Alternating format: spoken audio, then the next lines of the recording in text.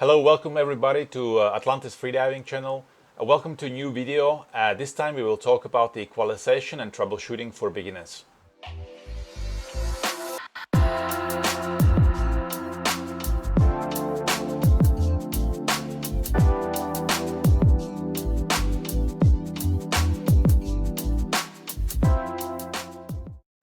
So again, welcome to our channel. We are preparing a series of equalization videos. We will have 3 in total. Why 3? I really do believe that the equalization is such a huge topic that putting it all in one video, it's going to be a really long video, very tiring for everyone to watch, and most likely we'll forget a lot of things that we need to mention. We will start with the first video. First video will be more about troubleshooting for beginners. So if you already are equalizing, if you're already diving, you are beginner, there are many things to learn before you proceed to the next video. The next video will be frontal technique. So if you are diving and you're using Valsalva and you want to learn frontal, the second video would be really good for you to watch. And third video, for those who are already using frontal and are already diving to 20-25 meters or maybe a little bit deeper, but want to go a little bit deeper or having problems with consistency with their equalization, the third video, the advanced frontal video, will be the video to look at.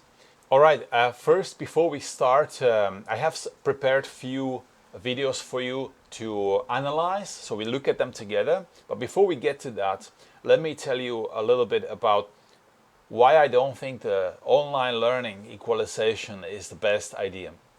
Well, for many, we don't have access to an instructor, to diving location. Now we are all locked down, well, most of us. And the reason why we are doing this online theory class is to give you something to work with if you have these problems. It is not ideal. The reasons why is if you are learning frontal, and we're going to try to make the second video where you are going to try to learn frontal as clear as possible, but there is still a bridge between me and you guys, and there can be a misunderstanding between what you understand and what I'm trying to explain. So if there is, and many times there is normal, you will start learning something that maybe is not correct. And as a result, you can start creating some bad habits. Now, this is not only with our video, this is with all videos, and the more unclear the video is, the easier it is to happen. So yeah, this is the fault of the online learning, but the best way is to go and get checked by somebody who understands the equalization, check your instructor to make sure he can check your technique, see if you're doing the right thing, and so on. Now, the worst thing that can happen, and this is just happening all the time, is creating a bad habits. If you are not doing the technique correctly, you are creating a bad habit. If you reinforce it for a very long time, it's going to be much harder for you to undo this bad habit, and it's going to take you a long time and a lot of frustration. But it is possible, you know, and probably you will get the best information, and you will understand it, and then you will use it to your benefit. Also, you have to understand that when you are dealing with equalization, the learning curve, especially when you are self-teaching, is very long. You know, it is equalization practice is a long run. You have to equip yourself with a lot of patience and nerves, and don't be frustrated if it doesn't work immediately.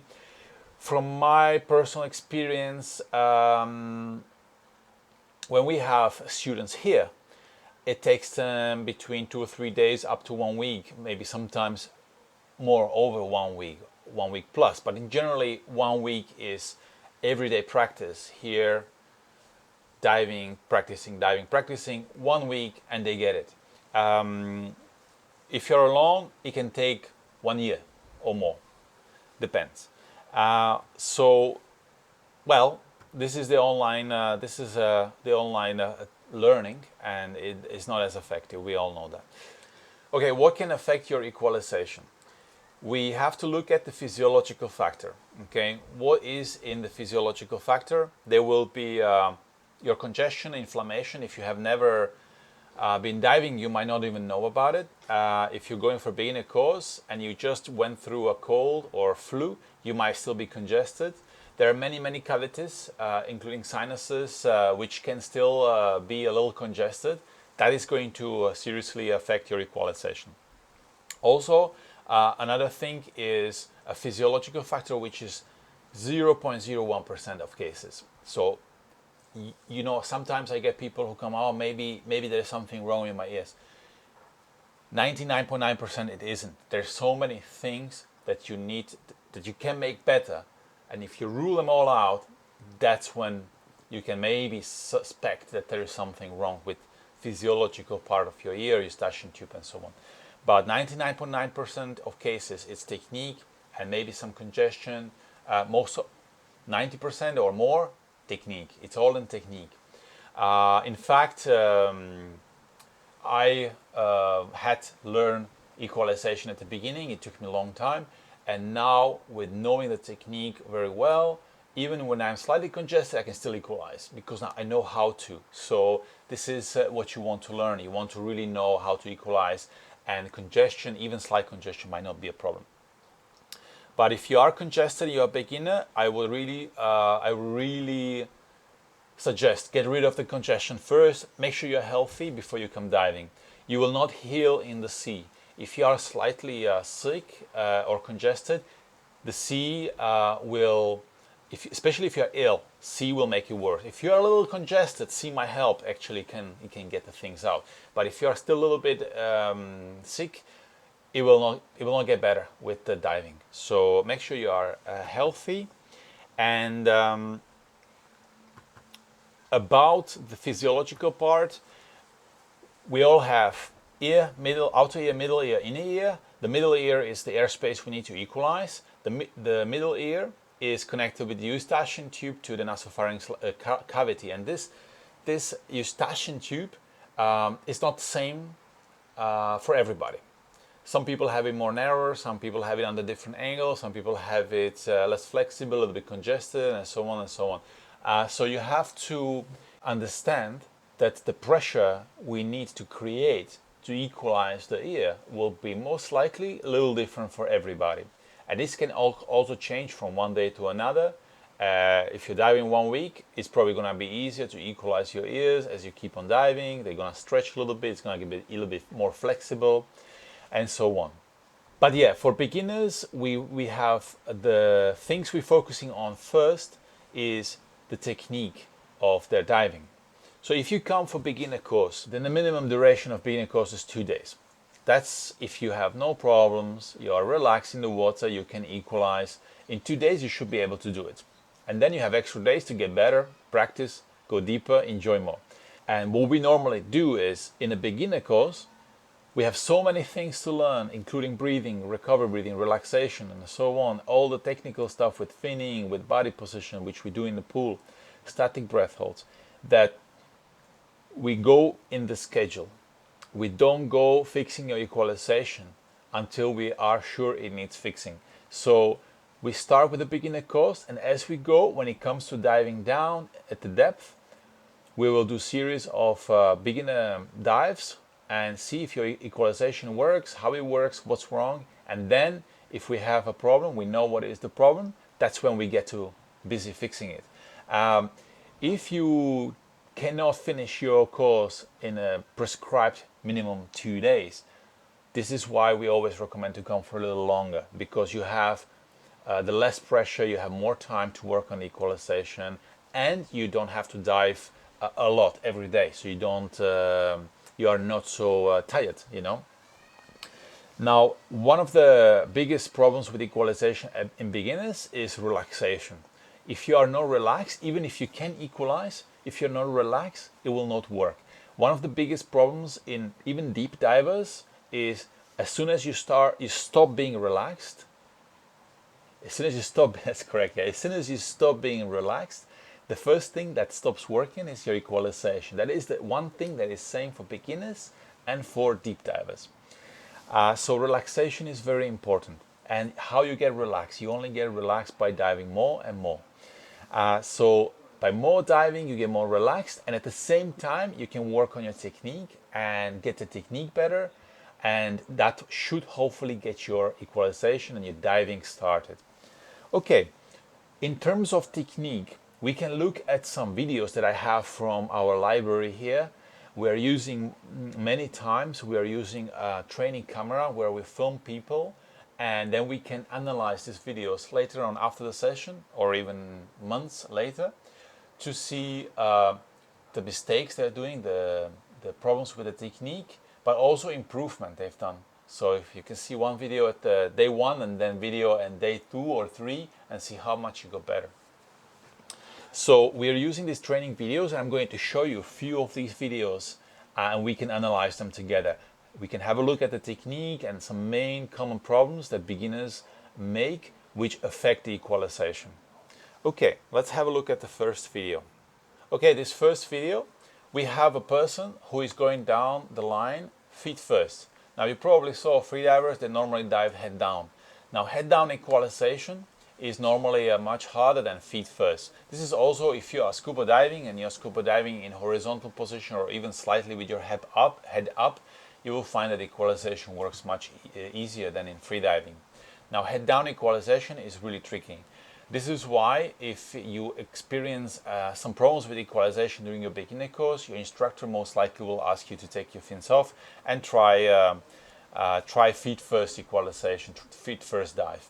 Now the reason why the feet first works better is just that naturally as a people we live head up. The feet are down on the ground, head is up, and this is the way all the organs, eustachian tube, ears, everything is located, and that's the way it naturally works the best. Also underwater, when you equalize, it is easier to push that air to the middle ear, especially if you're pushing from diaphragm. Now head down is the opposite. Many times a head down makes it much more difficult, but eventually it is possible to equalize head down if the technique is right. So one thing you can see at this video is also that this diver is losing a lot of air. You see all the air bubbles coming out. So the two things that we will see very common with the beginner divers is, number one is not taking a full breath before the dive. Even though we talk about it in a classroom, you know, once you're in the water, many times you go back to what you're used to, and you have to really pay attention to make sure you take a full breath before you go down. This will give you enough air for equalization and obviously for your body. And then the second thing is that when you're losing the air, as you're diving down, not only the pressure of the water increases the deeper you go, but also the volume decreases. That's a Boyle's law. And we will probably revisit the Boyle's law in the second video when we talk about the technique and why we need to use Frenzel and so on, how we do it. But the Boyle's law tells us that the volume decreases as the pressure increases. So as you dive down, you will have less and less volume in your lungs to use for equalization. If you're relying a lot of volume to push to create the pressure to equalize your ears, this will get harder as you go deeper. Already at 5 meters, you will struggle. Especially if you are not taking a full breath, you will have much less air to equalize with already at 5 or 10 meters. The next thing we need to address is the rate of the equalization. Many times people don't realize how often they have to equalize, especially at first 10 meters. Because the volume change of the air is so rapid first 10 meters, you have to really equalize more, the better.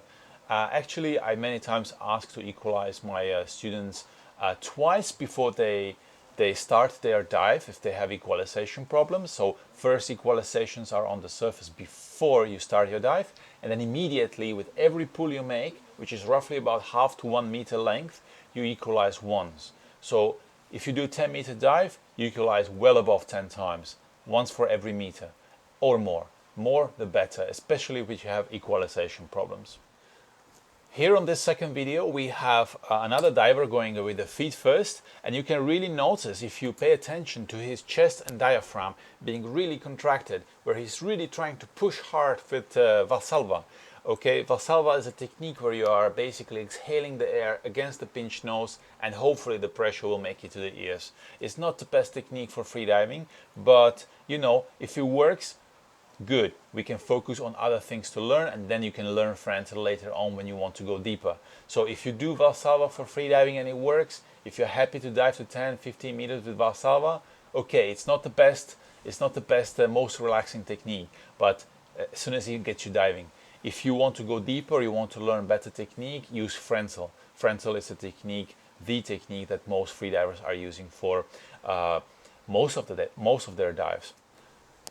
All right, number 3, another common mistake, and this is going to be a constant weight dive, so the person is finning, but it also is the same for free immersion when you're pulling yourself down. When we are head down, everybody wants to look where we're going. Okay, that's what our mom was keep telling us, look where you're going. In freediving, this is one of the first things, unwritten rule we don't do. We don't look where we are going. So what we are trying to achieve in freediving is the most streamlined position, and that is the natural position we are normally walking with.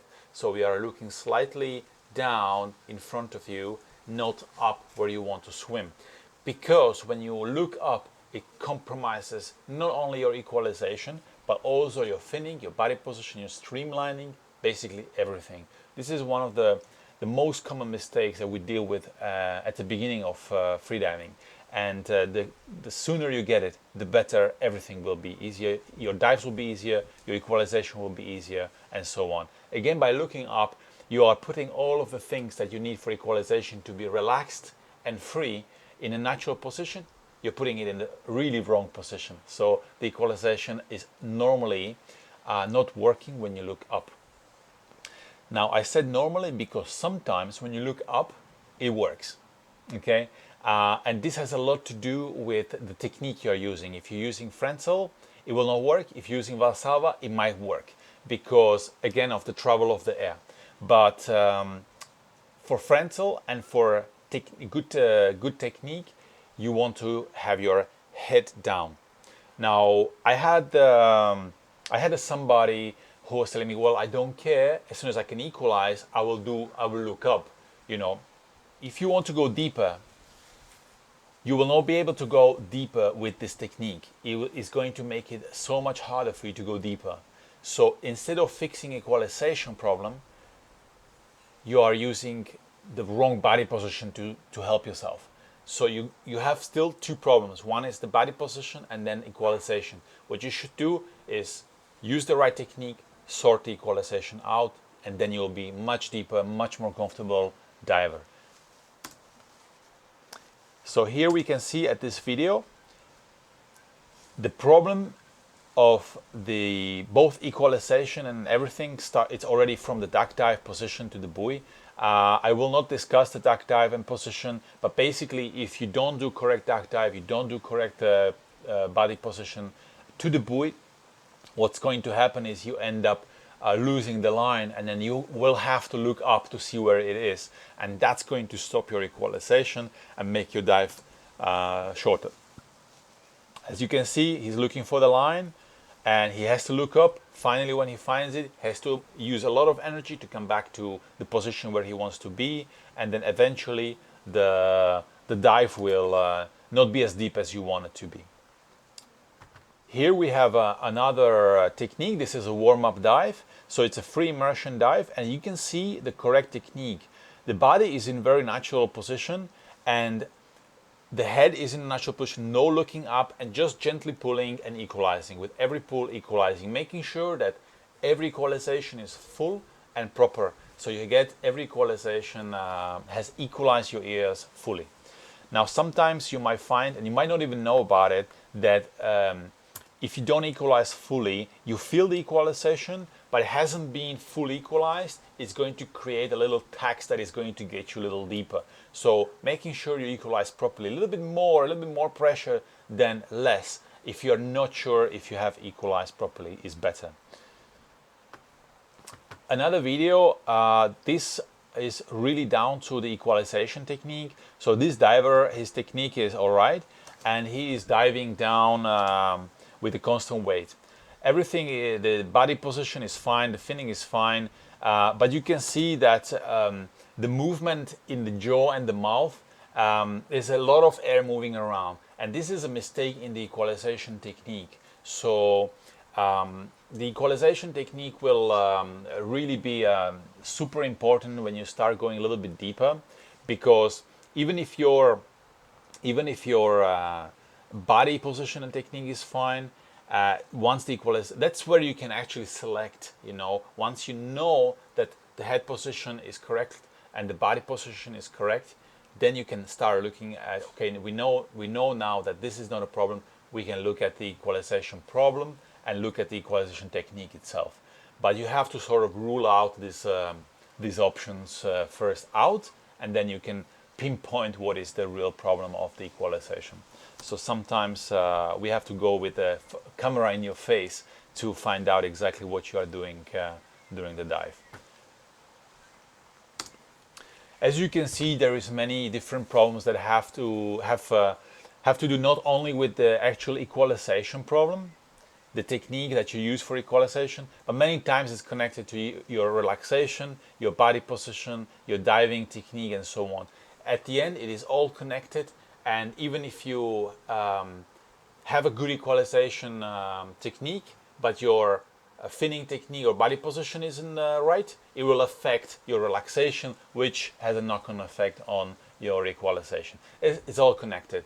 So yeah, it's just this is why it is important to have somebody looking at you during your dive and analyze that later as well.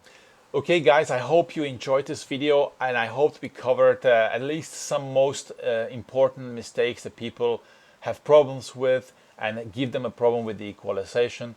And in our second video, we will try to get in nitty-gritty of Frenzel and look at the technique, the correct body, the tongue positions, and what to do, what to be aware of, the exercises that you can start with already now at home, and get you through step-by-step guide to teach you Frenzel. Then hopefully when you come here, we will go dive deep. Take care, and take care of yourself.